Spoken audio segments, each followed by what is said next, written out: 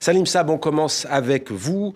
On va découvrir, pour commencer, sur YouTube, non pas le film que j'ai cité, mais un documentaire assez court qui s'appelle « Je m'appelle Sali Hafez ».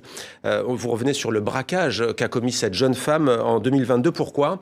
Eh bien parce que l'argent de cette famille était bloqué et qu'elle voulait en retirer pour soigner sa sœur atteinte d'un cancer. Elle voulait récupérer 13 000 $ pour payer les soins de sa sœur. On regarde un extrait. اضطريت هون انه انا اخذ السلاح البلاستيكي وخرطش لخوف الناس واقول لهم ارجعوا لورا. انا هون ما جايه لا اسرق ولا اذيكم، انا جايه اخذ حقي. وطلعت لايف فيسبوك حتى اقول للناس انه انا ما جايه اسرق، حتى اوضح، لانه عارفه انه لما حفل من البنك حيقولوا سطو مسلح او حيقولوا سرقه. لا، انا ما جيت اسرق، انا انتم اللي سرقتوني وانا جيت لحتى اخذ حقي.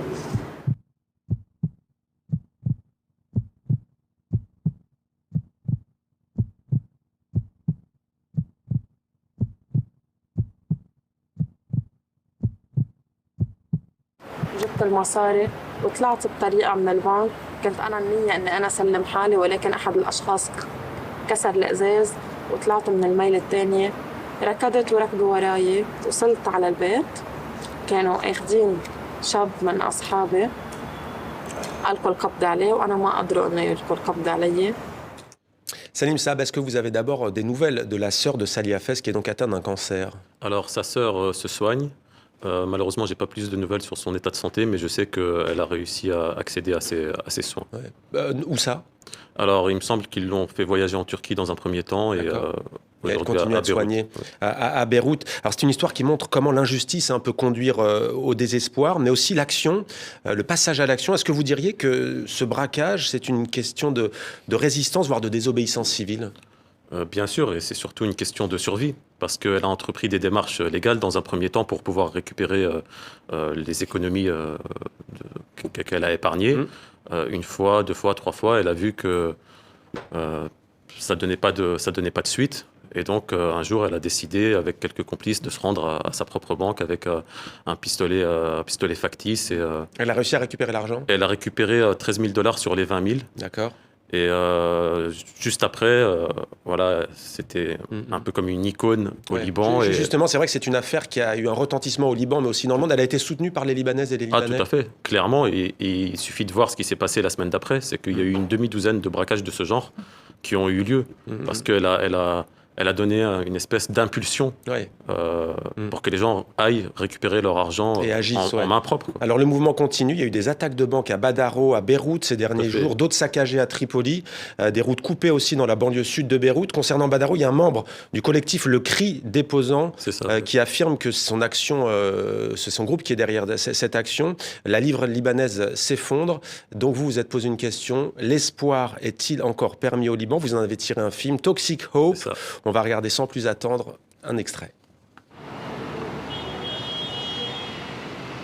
أصل كلمة أمل باللاتينية تعني الانتظار.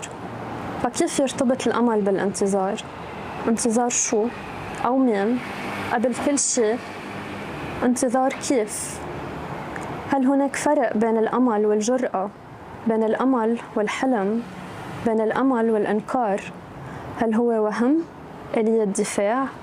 نتيجة التعلم والتجارب الإيجابية يلي بتجعلنا نعتقد أنه نفس الإيجابية رح تصير مرة أخرى؟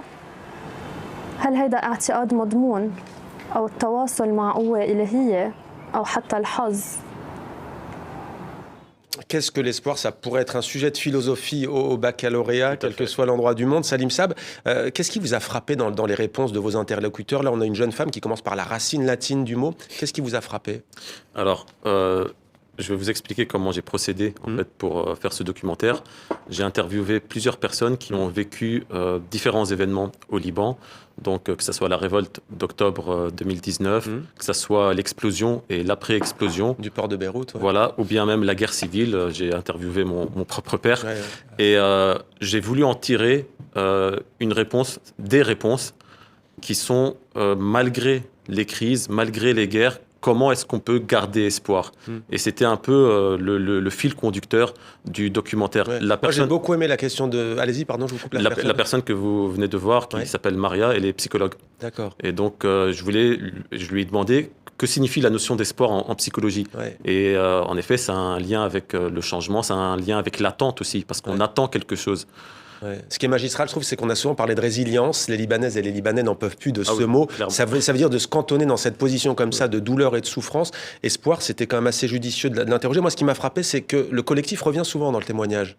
Le collectif. L'aspect collectif, on va s'en sortir ensemble. L'espoir, c'est pas à l'échelle individuelle. Tout à fait. Notamment lorsque Lamal Amin, qui raconte comment elle a vécu l'explosion du 4 août, et elle raconte comment le lendemain, presque de manière tout à fait naturelle, ils sont descendus dans les rues pour aider les gens à reconstruire leur maison, à distribuer à manger. Et c'est ça que je voulais montrer. C'est-à-dire que cette notion d'espoir... Mais pourquoi toxique ? Parce que notre relation avec l'espoir est toxique, j'ai l'impression. Moi, je dresse un parallèle entre notre relation avec l'espoir au Liban et les couples toxiques. Les couples toxiques s'aiment, se déchirent, se séparent, se réconcilient. Et notre relation avec l'espoir au Liban, elle est assez similaire.